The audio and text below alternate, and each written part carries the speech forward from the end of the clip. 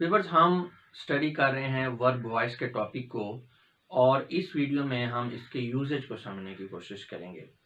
Viewers, मेरी observation है कि बहुत सारे स्टूडेंट्स ऐसे हैं जिन्हें वर्ब वॉइस का पता होता है। वर्ब वॉइस यानी कि एक्टिव एंड पैसिव वॉइस जो हैं, इसकी दो जो टाइप्स हैं। तो स्टूडेंट्स जो हैं इनको कन्वर्ट कर लेते हैं, इसको सीखते हैं, टेंसेस के साथ एक्टिव एंड पैसिव वॉइस दोनों को सीखते हैं और बड़े शौक से करते हैं और उनको आता भी है कन्वर्ट करना।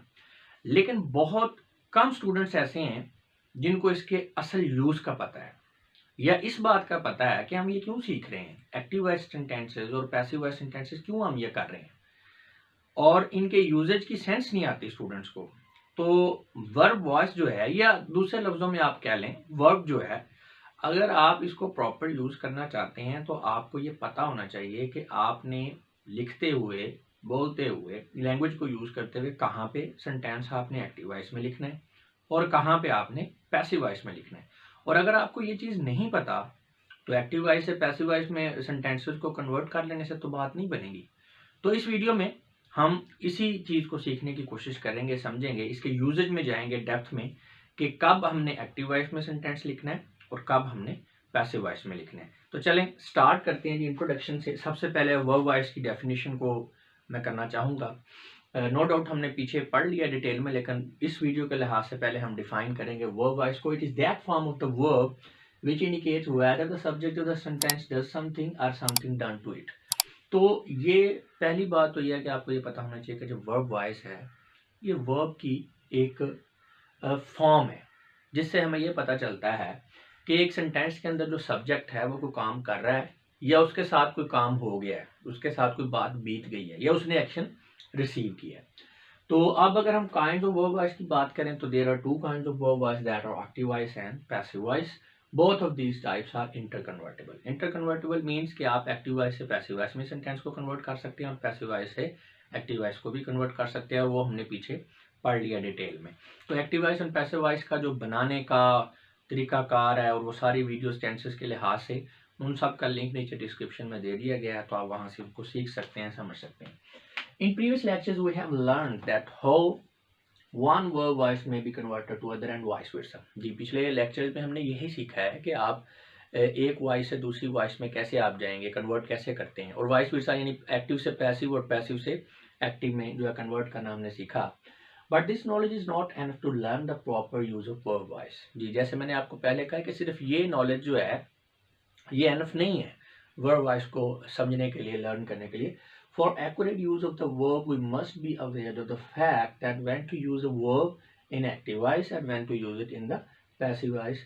जी, तो आप अगर प्रॉपर यूज करना चाह रहे हैं, एडिकेट यूज करना चाह रहे हैं वर्ब का, तो आपको ये पता होना चाहिए कि आपने एक्टिव वॉइस में सेंटेंस कब लिखना है और पैसिव वॉइस में कब लिखना है। And this is also the purpose of making this video.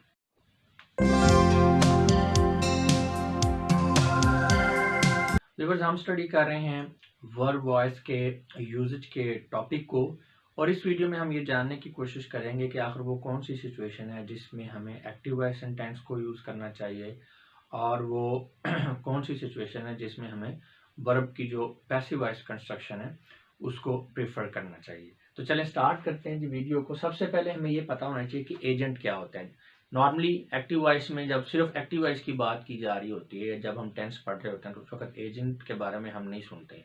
लेकिन जब आप वर्ब वॉइस का टॉपिक पढ़ते हैं, उसमें हमने active voice and passive voice का कंपैरेटिव एनालिसिस करना होता है, तो इसलिए फिर हमें एजेंट का पता होना चाहिए। पहले हम यही समझते रहे हैं कि काम करने वाले को हम सब्जेक्ट कहते हैं और जिस पर काम हुआ है उसे हम ऑब्जेक्ट कहते हैं। ऐसा नहीं है वर्ब वॉइस के लिहाज से। उसमें यह है कि काम जिस पे हुआ है वो भी सब्जेक्ट हो सकता है। तो इस चीज़ को डिफ्रेंशिएट करने के लिए, क्योंकि स्टूडेंट्स को कन्फ्यूजन होती है, तो हम सब्जेक्ट एंड ऑब्जेक्ट के कॉन्सेप्ट को छोड़ रहे हैं काम करने वाले के लिए और काम रिसीव करने के लिए।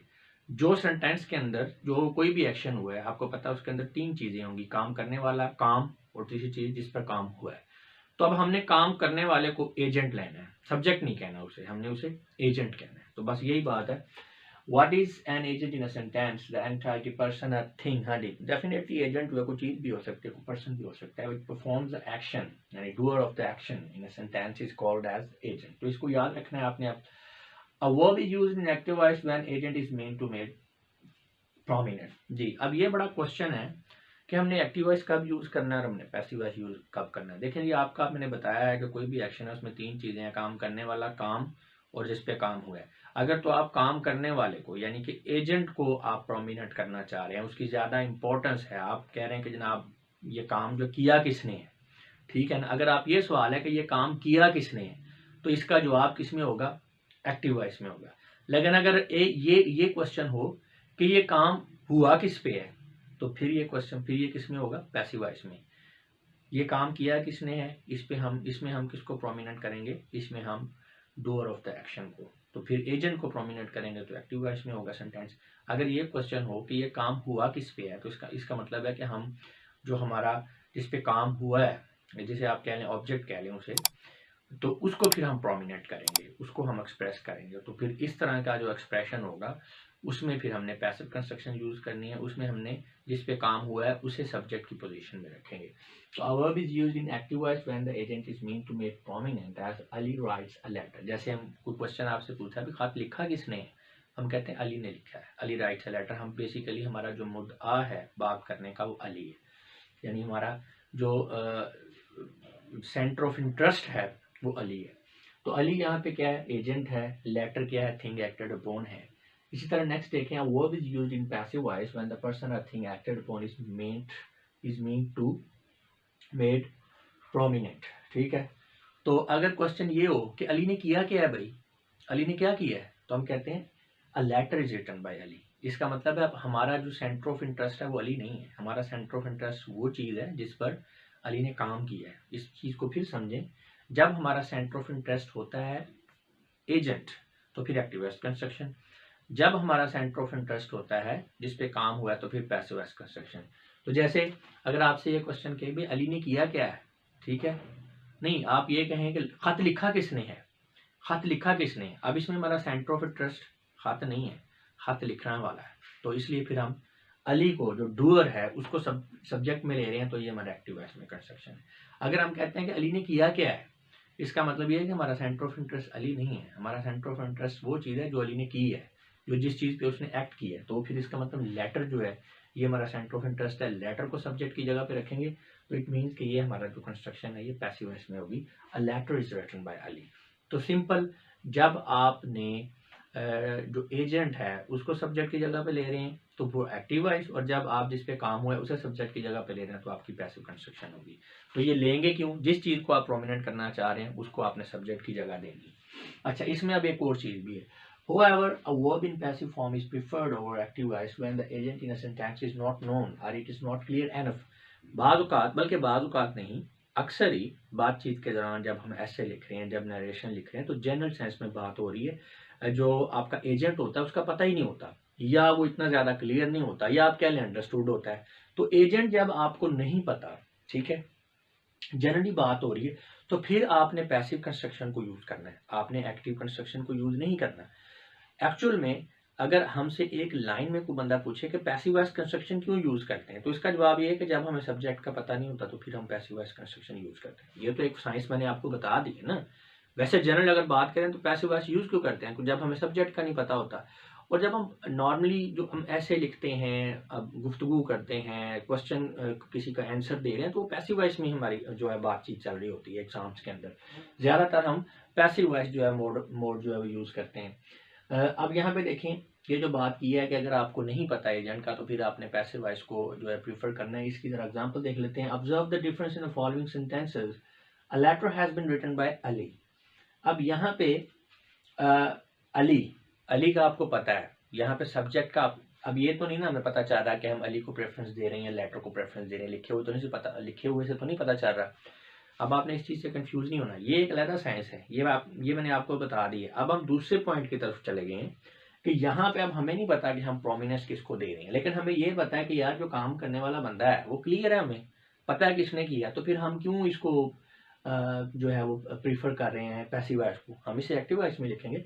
Ali has written letter simply. हम इतने लंबे चौड़े चक्कर में क्यों पढ़ रहे हैं जब हमें सब्जेक्ट का पता है। तो जब आपको सब्जेक्ट का पता है, क्लियर है, और उसमें प्रोमिनेंस या इंपॉर्टेंस वाली बात नहीं है, यानी कि यहाँ पे हम ना लेटर को इंपॉर्टेंस दे रहे हैं ना हम अली को इंपॉर्टेंस दे रहे हैं।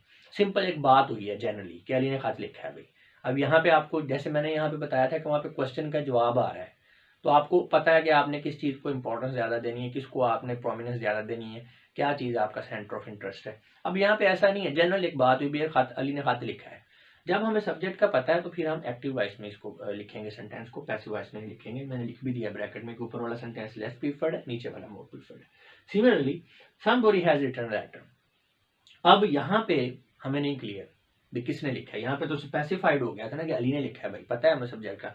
अब यहाँ जनरल सेंस में बात हो रही, समबडी कोई भी हो सकता है, वो ये हमें क्लियर नहीं है, किसी ने लिखा है। तो जब कोई भी है, अब हमें सब्जेक्ट का नहीं पता, या आप कह लें कि ये मैंने लिखा हुआ है नॉट क्लियर एनफ, कोई पता नहीं है, शक शुबे में बात है यार, पता नहीं किसने लिख दिया, तो यहाँ पे हमें फिर ये एक्टिव वॉइस में नहीं लिखना कंस्ट्रक्शन को, सेंटेंस को हम इसे पैसिव वॉइस में लिखेंगे, लेटर हैज बीन रिटन। तो ये हमारी करेक्ट जो है फॉर्मेशन होगी। मजीद देखें, people speak Urdu all over the world. अब ये भी सेंटेंस जो है, आप इसे गलत तो नहीं कह सकते कि ये गलत है, लेकिन आप कह लें कि ये आपकी एक मेच्योर राइटिंग या क्वालिटी इंग्लिश के अंदर ये चीज़ जो है ना काउंट होती है कि यार ये इसने सही नहीं लिखा। यहाँ पे चूंकि सब्जेक्ट आपका फिर जनरल आ गया, पीपल तो कोई भी हो सकते हैं पूरी दुनिया में, पता नहीं कौन है, कुछ स्पेसिफाइड नहीं है, जनरल सेंस में बात हो रही है, तो आपको कोई ज़रूरत नहीं है सब्जेक्ट को जाहिर करने की, तो मोर प्रीफर्ड आपका ये वाला सेंटेंस होगा। Urdu speak on all over the world, तो ये अब अंडरस्टूड है ना कि लोगों ने बोलनी है, जानवर तो नहीं बोलनी उर्दू, तो वो लिखने की जरूरत, जो अंडरस्टूड है उसको लिखने की कोई जरूरत नहीं है। Urdu spoken all over the world, तो बात क्लियर है। और वैसे भी हम बातचीत करते हुए ऐसे ही लिखते हैं, ठीक है। तो नेक्स्ट देखें, Urdu spoken all over the world by people, तो ये तो बिल्कुल गलत हो गया। देखें ना, जब आपको एक मतलब ये अच्छा, अगर पीपल को करना ही है तो फिर ये सेंटेंस है, अगर आप सब्जेक्ट को करना ही चाह रहे हैं प्रोमिनेंट, सॉरी एक्सप्रेस करना ही जा रहे हैं, तो फिर आप इस सेंटेंस को लिखेंगे ना। ये तो बिल्कुल गलत हो गया कि आपके पास सब्जेक्ट भी है और वो है भी जनरल, और आपने उसको जाहिर भी किया हुआ है, पैसिव में लिखा हुआ सेंटेंस, गलत बात है। पहली तो बात ये है एट फर्स्ट प्लेस कि जब आपका सब्जेक्ट जनरल है, यानी आपका जो एजेंट जनरल है, तो आपको जरूरत ही नहीं उसको एक्सप्रेस करने की, ये आपका सही है सेंटेंस। लेकिन चलें आप करना ही चाह रहे हैं तो फिर आप इसको करेंगे, ये सेंटेंस तो आपका बिल्कुल गलत हो गया। A sentence in sentence like above where agent is not important, it's not mentioned with by। हाँ जी, यहाँ जी ये सेंटेंस की बात कर रहे हैं कि जब एजेंट इंपॉर्टेंट नहीं है तो क्यों आप इसको बाय के साथ, यानी पैसिव कंस्ट्रक्शन आप क्यों यूज कर रहे हैं। However, in other sentences where the agent has some importance and is necessary to complete the sense, it with by cannot be avoided। अच्छा, कुछ सिचुएशंस ऐसी होती हैं कि आपका जो जिस पे काम हुआ है वो भी इम्पोर्टेंट है, और जो एजेंट है वो भी इम्पोर्टेंट है, उसको भी मेंशन करना भी जरूरी होता है, उसके बाद सेंस नहीं कंप्लीट हो रही होती, किसी सियाको सबाक में किसी कॉन्टेक्स्ट में बातचीत चल रही होती है, और अगर आप उसमें सब्जेक्ट को मेंशन नहीं करते हैं तो बात क्लियर नहीं होती, तो इसलिए आपको सब्जेक्ट को भी मेंशन करना जरूरी हो जाता है। तो अब उसमें दोनों चीज़ें इम्पोर्टेंट है, तो फिर आप ये कर सकते हैं, ये जो लास्ट वाली सेंटेंस है ना यहाँ पे। अब लेकिन यहाँ पे तो जनरल है ना, वो स्पेसिफाइड होगा कि बाय अली, ठीक है। अब उसमें इसमें और इसमें क्या फ़र्क है, अब इसमें हमने लेस प्रिफर्ड किया हुआ है, यहाँ पे हमने इसे कह दिया है कि आप लिखेंगे। उसमें ये है कि उसमें आपको सब्जेक्ट जो है उसमें ये चीज़ आपको पता है कि आपका सब्जेक्ट है, ठीक है, तो उसमें इंपॉर्टेंस वाला कोई चक्कर ही नहीं है, ठीक है, यानी आपको सब्जेक्ट का भी पता है, जनरल सेंस में बात हुई है, इसलिए आप इसे एक्टिव वॉइस में लिखेंगे। यहाँ पे हम क्यों कह रहे हैं कि हमने पैसिव वॉइस में लिखना है, यहाँ पे इंपॉर्टेंस वाला चक्कर है, हमें हमारे लिए जो लेटर भी इम्पोर्टेंट है बात को क्लियर करने के लिए, और अली भी इम्पोर्टेंट है। अब दोनों इम्पोर्टेंट है तो दोनों को मेंशन करेंगे। अब जो ज्यादा इम्पोर्टेंट होगा उसको हम सब्जेक्ट की जगह पे ले आएंगे, ठीक है ना। तो यहाँ पे अब लेटर भी इम्पोर्टेंट है, अली भी इम्पोर्टेंट है, इसलिए हमने दोनों को मेंशन किया है। लेकिन ज्यादा इंपॉर्टेंट हमारे लिए क्या था, ज्यादा हम किसको प्रोमिनेंट करना चाह रहे हैं, हम वो चीज जिसपे एक्शन हुआ है वो ज्यादा इंपॉर्टेंट है, इसलिए हमने उसे जो है सब्जेक्ट की जगह पे रखना है। तो जिस पे काम हुआ है जब आपने उसे सब्जेक्ट की जगह पे रखना है तो फिर ऑटोमेटिकली आपकी जो कंस्ट्रक्शन है वो पैसिव वॉइस।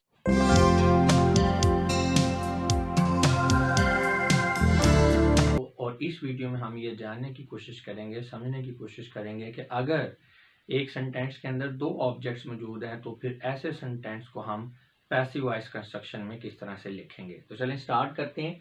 लेकिन इस चीज़ को समझने से पहले हमें हमारा एक जो पुराना कॉन्सेप्ट है डायरेक्ट एंड इनडायरेक्ट ऑब्जेक्ट, उसको समझना पड़ेगा, उसको रिवाइज करना पड़ेगा। वैसे इस टॉपिक के ऊपर एक सेपरेट वीडियो भी बना रखी है, अगर डिटेल में इसको समझना चाह रहे हैं तो लिंक नीचे डिस्क्रिप्शन के अंदर दे दिया गया, वहाँ पे जाके आप इसको स्टडी कर सकते हैं। यहाँ पे हम जस्ट एक इसका छोटा सा ओवरव्यू लेंगे और इसको समझने के लिए एक सेंटेंस देखें। Ali has written a letter to Aslam, Ali ने असलम को खत लिखा। अब यहाँ पे दो ऑब्जेक्ट्स हैं बेसिकली सेंटेंस में, लेटर और असलम, और दोनों ही जो अली ने खत लिखने का काम किया उसको रिसीव कर रहे हैं, इसलिए दोनों ऑब्जेक्ट्स हैं।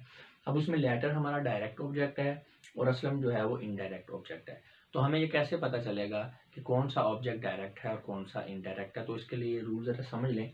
Direct object is an object usually a person to whom or for whom something is given or done। तो डायरेक्ट ऑब्जेक्ट एक ऐसा ऑब्जेक्ट होता है जिसके लिए काम किया गया है या जिसको कुछ चीज़ दी गई है, जिसके लिए कोई एक्शन किया गया है। यानी आप ये समझ लें कि जो एक्शन की वजह बने, ठीक है ना। यानी बेसिक काम यहाँ पे खत लिखने का है, ठीक है।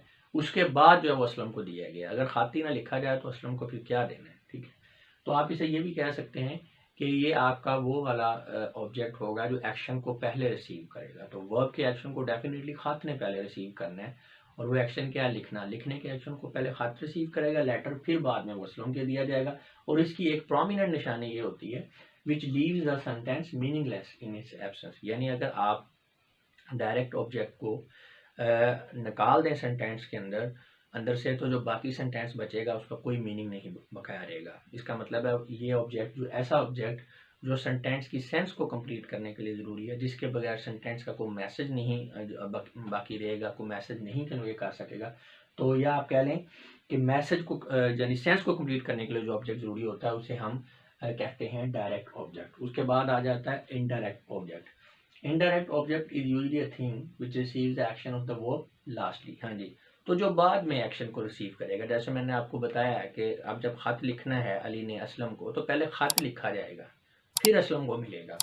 तो ऐसा तो नहीं हो सकता, अब अगर खत ही नहीं लिखा तो असलम को कैसे मिलेगा? इसका मतलब है पहले खत जो है वो एक्शन को रिसीव कर रहा है, लिखने को, फिर असलम रिसीव कर रहा है। और इसकी निशानी ये है विच doesn't leave the sentence meaningless in its absence. तो अगर आप इसे सेंटेंस में से निकाल दें तो जो आपका सेंटेंस है वो मीनिंगलेस जो है नहीं होता, कुछ ना कुछ वो मीनिंग कन्वे कर रहा होता है। यानी आप डायरेक्ट ऑब्जेक्ट और इनडायरेक्ट ऑब्जेक्ट को इस तरह से समझें कि अगर वो वाला ऑब्जेक्ट जिसको आप सेंटेंस से निकाल दें और बाकी सेंटेंस बिल्कुल ही मीनिंगलेस हो जाए तो वो हमारा डायरेक्ट ऑब्जेक्ट है। और वो वाला ऑब्जेक्ट जिसको अगर सेंटेंस से निकालें तो जो बकिया सेंटेंस उसके बगैर रह जाएगा, उसने कुछ ना कुछ वो मीनिंग देगा, कुछ ना कुछ उसका मफहूम होगा, बिल्कुल मीनिंगलेस नहीं होगा।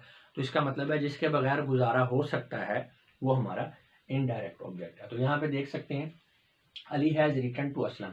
अब यहाँ हमने लेटर को निकाला है। लेटर को जब निकाल दिया तो ये जो सेंटेंस रह गया Ali has written to Aslam, ये मीनिंगलेस सेंटेंस है, इसका कोई मतलब सामने नहीं आ रहा है। इसी तरह अगर हम असलम को निकाल देते हैं, Ali has written a letter, Ali ने एक खत लिखा है। नो डाउट हमें ये नहीं पता चल रहा है कि वो किसको लिखा है, लेकिन यहाँ पे मैसेज आपको किसी हद तक क्लियर है। अगर कॉन्टेक्स्ट में बात हो रही है तो शायद पूरी समझ ये आ जाए कि अली ने खत लिखा है या क्यों लिखा है। तो लिहाजा लेटर जो है उसके बगैर मीनिंगलेस हो जाता है सेंटेंस, और असलम के बगैर मीनिंगलेस नहीं होता। तो इसका मतलब है लेटर हमारा डायरेक्ट ऑब्जेक्ट है और असलम हमारा जो है वो इनडायरेक्ट ऑब्जेक्ट है। इसके अलावा दूसरा ये है कि जो पहले रिसीव करेगा एक्शन को वो डायरेक्ट है, जो बाद में रिसीव करेगा वो इनडायरेक्ट है। तो अब इसमें होता कि ये डायरेक्ट और इनडायरेक्ट हो गया। अब इसका मतलब अगर कोई सेंटेंस है उसके अंदर दो ऑब्जेक्ट्स हैं, डायरेक्ट एंड इनडायरेक्ट। हमें पता है कि जब हमने एक्टिव वॉइस से पैसिव वॉइस के अंदर सेंटेंस को कन्वर्ट करना होता है तो हम एक्टिव वॉइस का जो ऑब्जेक्ट है उसे पैसिव वॉइस का सब्जेक्ट बना देते हैं। अब यहाँ पे ऑब्जेक्ट हमारे पास दो हैं, तो हमें कैसे पता चलेगा कि हमने कौन से सब ऑब्जेक्ट को जो है वो पैसिव वॉइस में सब्जेक्ट की जगह पे रखना है और कौन से को बकाया सेंटेंस में वैसे ही रहने देना है? तो उसमें सिंपली पहली बात तो ये है कि दो ऑब्जेक्ट्स हैं, तो एक ऑब्जेक्ट आपका चला जाएगा सब्जेक्ट की जगह पे जब आप एक्टिव से पैसिव में कन्वर्ट करेंगे सेंटेंस को। दूसरा ऑब्जेक्ट जो वैसे ही रहेगा। अब कौन से ऑब्जेक्ट को उठा के आपने सब्जेक्ट की जगह पे रखना है, उसमें आपको ये देखना है कि दोनों ऑब्जेक्ट्स में से ज़्यादा इंपॉर्टेंस किसकी है, ज़्यादा आप किसको प्रोमिनेंट करना चाह रहे हैं। तो जिसको आप प्रोमिनेंट ज़्यादा करना चाह रहे हैं आप उसको जो है वो ले जाएंगे आप उसकी जगह पे, पैसिव की जगह पे, ठीक है ना। उसको आप जो है सब्जेक्ट की जगह पे ले जाएंगे। लेकिन इसमें एक चीज़ का आपके ख्याल रखना है कि कोशिश ये करनी है, अगर आपके ऑब्जेक्ट में एक पर्सन है, एक वैसे आपकी कोई चीज़ है, तो फिर ये भी एक रूल है कि आपने जब ऑब्जेक्ट को लेकर जाना है दोनों में से, यानी जब एक्टिव से आप पैसिव में सेंटेंस बना रहे हैं तो दोनों ऑब्जेक्ट में से एक ऑब्जेक्ट को आपने सब्जेक्ट की जगह पे रखना है पैसिव में। तो कोशिश करनी है कि आप पर्सन को रखें किसी को, ठीक है ना। अभी यहाँ पे हम देख लेते हैं When a sentence with both direct and indirect object is changed from active to passive voice, then either of the object may become the subject of the passive verb and other object is retained as such. वही वाली बात कि दो object है, दोनों में से किसी को भी आप पैसिव वॉइस में सब्जेक्ट की जगह पर रख लेंगे, बाकी आपका वैसे ही रहेगा दूसरा ऑब्जेक्ट। लेकिन उसमें ये रूल है कि पर्सन की, अगर दो ऑब्जेक्ट्स हैं तो उसमें पर्सन को आप पहले रखें। अगर पर्सन नहीं है, दोनों वैसे ही कोई चीज़ें हैं तो जिसको आप ज़्यादा इंपॉर्टेंस देना चाह रहे हैं उसको आप पहले रख लें। लेकिन सेंटेंस दोनों तरह से ही बन सकता है और दोनों तरह से ही ठीक होगा। जैसे कि Ali has written a letter to Aslam, ये अब आपका एक्टिव वॉइस का सेंटेंस है तो उसे हम दो तरह से पैसिव में बना सकते हैं। A letter has been written by Ali to Aslam, तो ये टू असलम आपका वैसे ही आ गया, लेटर को हमने सब्जेक्ट की जगह पे ले आए और आपका सेंटेंस का मीनिंग जो है वो क्लियर है। तो यहाँ पे आपका टू असलम एज इट इज आ गया, उसमें कोई चेंज नहीं है। या हम इसको इस तरह से भी कर सकते हैं, हम असलम को सब्जेक्ट की जगह पे ले जाते हैं और लेटर को हम पीछे ले आते हैं। जैसे Aslam has been written a letter by Ali, अब यहाँ पे क्या था, अ लेटर, तो अ लेटर आपका वैसे ही आ गया, ठीक है, उसमें कोई चेंज नहीं, अ लेटर वैसे ही आ गया। By Ali, Aslam has been written a letter by Ali, तो ये भी आपका पैसिव कंस्ट्रक्शन है। इसको हम ज़्यादा प्रेफर करेंगे क्योंकि इसमें हमारा जो पर्सन असलम है वो पहले आ रहा है, तो हमने कोशिश करनी है कि पर्सन को पहले लिखें। It is clear from the above examples that passive form of a sentence with direct and indirect object can be written in two forms. हाँ जी, ये दो फॉर्म में आप दोनों में लिख सकते हैं। However, below sentence form is more preferred because it is more usual that passive construction must be begun with person. ये मैंने आपको बता दिया कि कोशिश करें कि passive construction को आप person से start करें, if possible, अगर possible हो तो। यानी दूसरा भी sentence आपका ठीक है, गलत नहीं है, लेकिन अगर possible है तो आप person को पहले रखें। और एग्जाम्पल्स देख लेते हैं, see more example. Mister Faizan teach us English, mister Faizan हमें इंग्लिश पढ़ाते हैं। अब यहाँ पे भी दो आपके ऑब्जेक्ट हैं, एक अस है और एक इंग्लिश है। अच्छा जी, अब इसमें पैसिव वॉइस कंस्ट्रक्शन में दो तरह से हो सकता है। English is taught to us by mister Faizan, ये भी आपका ठीक है। We are taught English by mister Faizan, ये भी ठीक है। मैंने जैसे आपको बताया कि आपने सेंटेंस को पर्सन से स्टार्ट करना है, तो ये आप अस को इधर लें, अस से वही बन गया नॉमिनेटिव फॉर्म, इंग्लिश को आपने बाहर में रखा है और बाय मिस्टर फैजान, तो ये आपका पैसिव कंस्ट्रक्शन बन गया। इसे हम मोर प्रीफर करेंगे क्योंकि यहाँ पे ये आपका पर्सन से स्टार्ट हो रहा है। इसी तरह एक और सेंटेंस है, अब ये इंट्रोगेटिव सेंटेंस आपका आगे, हु टॉट यू ड्राइविंग, आपको किसने ड्राइविंग सिखाई है, ये एक्टिव वॉइस सेंटेंस है। अगर हमने इसे पैसिव वॉइस में करना है तो इसकी तीन पॉसिबल फॉर्म्स है। By whom was driving taught to you, तो यहाँ पे हमने जो, अब यहाँ पे भी हमारे पास दो ऑब्जेक्ट हैं, एक यू है एक ड्राइविंग है, तो इस सेंटेंस में हमने ड्राइविंग को पहले लिखा है और यू को हम बाद में ले गए, ठीक है। नेक्स्ट है who are you taught driving by, अब इस सेंटेंस में हमने पर्सन को पहले ले आए हैं और जो ड्राइविंग है उसे हम आखिर में ले गए। या इस तरह से भी हम लिख सकते हैं by whom are you taught driving. तो ये तीन तरह से आपका जो है इंट्रोगेटिव सेंटेंस बन सकता है। ये हमारा ज़्यादा प्रीफर होगा, ठीक है, इसको हम ज़्यादा प्रीफर करेंगे, ये ज़्यादा ठीक है। गलत दूसरे भी नहीं है लेकिन ये ज़्यादा ठीक है क्योंकि इसमें पर्सन भी पहले आ रहा है और सेंटेंस की स्ट्रक्चर जो है वो भी आपको सही लग रही है। तो लिहाजा interrogative sentences with direct and indirect object में be written in three possible forms as shown above. जी, तो जिस तरह से आपने देखा है कि अगर आपका इंट्रोगेटिव सेंटेंस, ये बात बताने का मकसद ये है कि अगर आपका अफर्मेटिव या पॉजिटिव सेंटेंस है, उसके अंदर दो ऑब्जेक्ट्स हैं डायरेक्ट एंड इनडायरेक्ट, तो आप उसे दो तरह से एक्सप्रेस कर सकते हैं पैसिव कंस्ट्रक्शन में। लेकिन आपका सेंटेंस अगर इंट्रोगेटिव है एक्टिव वॉइस में, तो उसे आपने पैसिव में कन्वर्ट करना है और उसके अंदर दो ऑब्जेक्ट्स हैं, तो आप तीन तरह से उस जो सेंटेंस को पैसिव कंस्ट्रक्शन में तब्दील कर सकते हैं।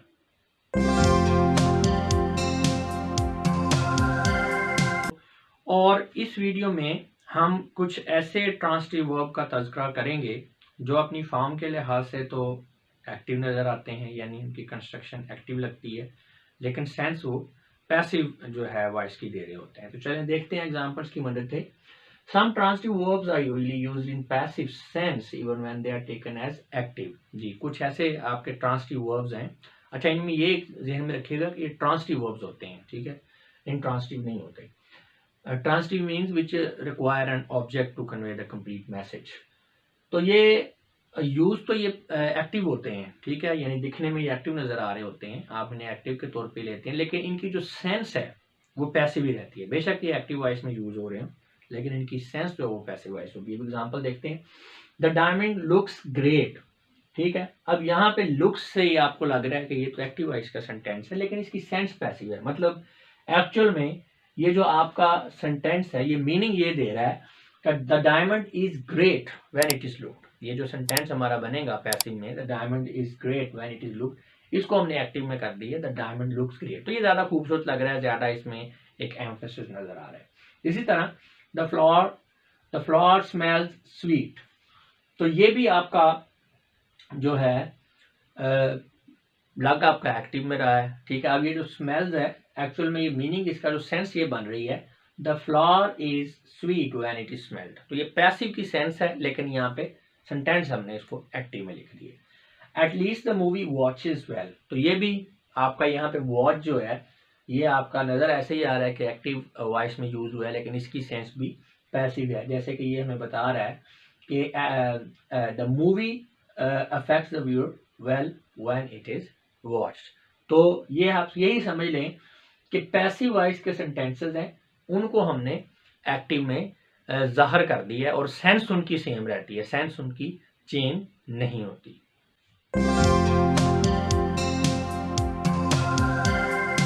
इस वीडियो में हम ये जानने की कोशिश करेंगे कि जब एक सेंटेंस के अंदर कोई एजेंट जो है वो किसी इंस्ट्रूमेंट को या किसी डिवाइस को यूज़ कर रहा है, तो फिर ऐसे सेंटेंस को हम एक्टिव से पैसिव में किस तरह से चेंज करते हैं।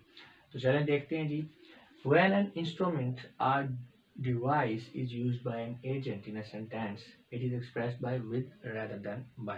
जी, जब आपका एजेंट जो है वो कोई इंस्ट्रूमेंट यूज कर रहा है, तो फिर उस काम को इस एजेंट के साथ रिलेट करने के लिए हम बाई को यूज नहीं करेंगे, हम विद को यूज करेंगे।